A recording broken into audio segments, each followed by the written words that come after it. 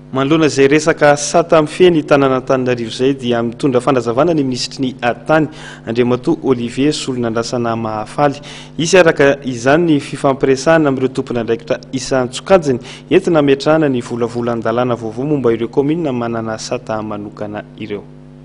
Mety ho toy zany dia mazava loatra rehefa tsy lany moeny lalàna iny dia tsy maintsy hisy indray ny volavolan-dalàna zay atsidiko eto mihitsy le izy fa hoe iarahana amin'ny rehetra indrindra ireo izay veriko fa tena tompon'andraikitra mahefa voakasika manokana ny lalàna io sata manokana io eto Antananarivo dia isy io volavolan-dalàna io zany aroso ihany koa eny anivon'ny filan-kevitry ny gouvernement, anivon'ny filan-kevitry ny ministra ary manaraka zay fanatao hatramin'izay makany amin'ny antenimera ary mazava loatra fa tsy maintsy hisy ihany koa ny fivoriana tsara fotoana anivon'ny antenimera dia maroso ihany koa zany anivon'ny fitsarana avy amin'ny lalam-paharenana fa ny zavatra tiako tenenina dia zao hoe mba ampisiny fitoniana zany dia hoe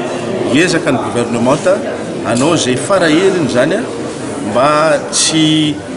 anemorana ny fifidianana zay ny tanjona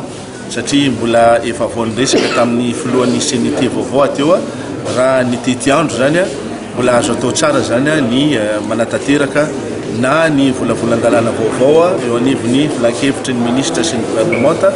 na ny fametrahana azy fametrahana zay vorina tsy ara-potoana zay indrindra ny fandefasana azy ndray mandeha eo anivon'ny fitsarana avy nampandirina satria ny tanjona averiko foana zany ny isiny fifidianana kominalina amin'ity taona ity zany eto Madagasikara.